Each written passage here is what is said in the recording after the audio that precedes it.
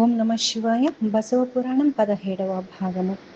అవివేకుడనైన నాలో వివేకం ఎందుకుంటుంది? ఈ విధంగా బసవన్న తన్ను తాను చిన్న చేసుకుని మారయ్యను పొగిడాడు.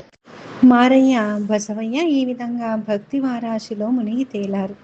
కన్నడ బ్రహ్మయ్య కథా కళ్యాణంలోనే కన్నద బ్రహ్మయ్య అనే గజదొంగ ఒకడున్నాడు. అతడు మహాశివభక్తుడు. రాత్రిలో ఇళ్లకు కన్నాలు వేసి లోపలికి వెళ్ళేవాడు. ఆ ఇల్లు శివభక్తులదైతే వారి పాదాలకు శరణం చేసి, నేను కన్నద బ్రహ్మయ్యను, తెలియక మీ ఇంటికి దొంగతనానికి వచ్చాను, క్షమించండి అని ప్రార్థించి దొంగలు వస్తారేమో జాగ్రత్తగా ఉండండి అని మరీ హెచ్చరించి వెళ్ళేవాడు. తాను వెళ్ళిన ఇల్లు పిసినిగొట్టు మనుషులది కనుక అయినట్లయితే ఆ ధనాన్నంతా సంగ్రహించి మరునాడు దానితో జంగమార్చనలు చేసి సంతృప్తి చెందేవాడు. ఇలా ఉండగా ఒకనాడు కన్నద బ్రహ్మయ్య ఇంటికి సంఖ్యాకులైన జంగమయ్యలు వచ్చారు. వారందరినీ అర్చించాలంటే మామూలు ధనం సరిపోదు. వీరు ఎందుకు, బిజ్జలుని ధనాగారమే కొల్లగొడతాను అనుకున్నాడు బ్రహ్మయ్య. బ్రహ్మయ్య కత్తి గుణపము చేతబట్టి వెళ్తుంటే వీధిలో బసవేశ్వరుడు ఎదురుపట్టాడు.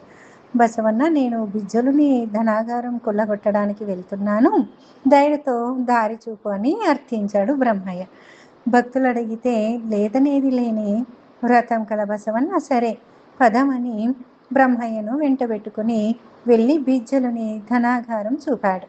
బ్రహ్మయ్య ధనాగారాన్ని కొల్లగొట్టి తీసుకుని వెళ్ళిపోయాడు. రక్షకులకి విషయం తెలిసి రాజుకు చెప్పారు. బిజ్జలుడది విని మండిపడ్డాడు. శివభక్తుడని విశ్వసించి బసవడికి ఈ పదవి ఇస్తే చివరకు నా ధనాగారానికే ఎసరు పెడతాడా అని క్రోధంతో ధనాగారం వద్దకు పరిగెత్తుకుని పోయాడు. బిజ్జలుడు వచ్చి ధనాగారానికి కన్నద బ్రహ్మయ్య తవ్విన కన్నం చూసేసరికి ఆ కన్నం తీసిన మట్టి కుప్ప మొత్తం బంగారమై కనపడింది. అది చూసి బిజ్జలుడు దిగ్భ్రాంతుడైనాడు. అప్పుడు బసవన్న బిజ్జలునితో ఇలా అన్నాడు. రాజా, కన్నద బ్రహ్మయ్య సామాన్యుడు కాడు. అనిమాద్యష్ట సిద్ధులు కలిగిన మహాయోగి. అయితే దొంగతనం వృత్తిగా స్వీకరించాడు. ఆ విధమైన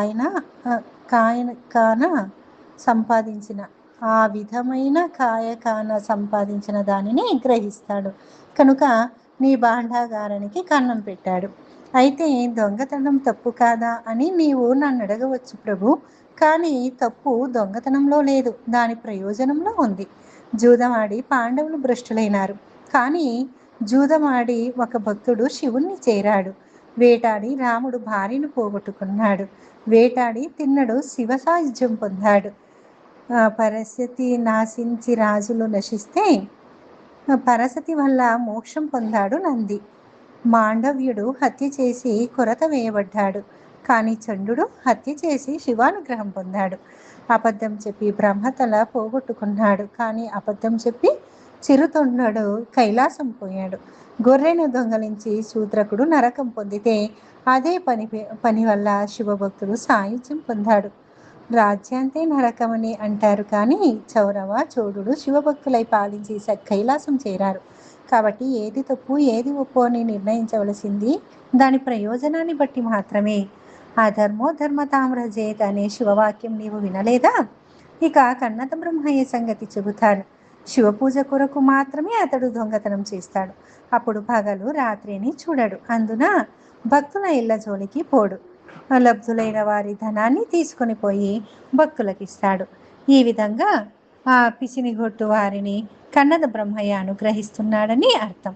ఇప్పుడు నీ ధనాగారాన్ని బ్రహ్మయ్య ఈ విధంగా అనుగ్రహించాడు.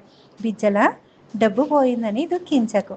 నీ ధనమంతా నీ భాండారంలోనే ఉంది చూడు అని లెక్కల పుస్తకం తీసి చూపించి దాని ప్రకారం లోపల సొమ్మంతా ఎక్కడిదక్కడ ఎట్లా యథాస్థానంలోనే ఉందో చూపించాడు బసవన్న. బిల్లుడు నివ్వెరపోయాడు. బసవన్న చిరునవ్వు నవ్వాడు. అక్కడ కన్నద బ్రహ్మయ్య తాను కాయకంతో తీసుకుని పోయిన ధనంతో జంగమార్చన చేసి శివానుభవం పొందాడు. కళ్యాణ నగరంలో శివనాగమయ్య అనే మహాభక్తుడు ఉండేవాడు. అతడు కులం చేత అంత్యజుడు, గుణం చేత అగ్రజుడు. ఆయనను బసవేశ్వరుడు నిత్యం అర్చించేవాడు. అది చూసి అగ్రకులానికి చెందిన వారు రాజు వద్దకు పోయి ఇలా చెప్పారు. ప్రభు, మన బసవయ్య మాలమాదిగలను భక్తులంటూ పొగుడుతున్నాడు అని. సశేషం. సర్వం శ్రీ శివార్పణమస్తు. ధన్యవాదాలందరికీ.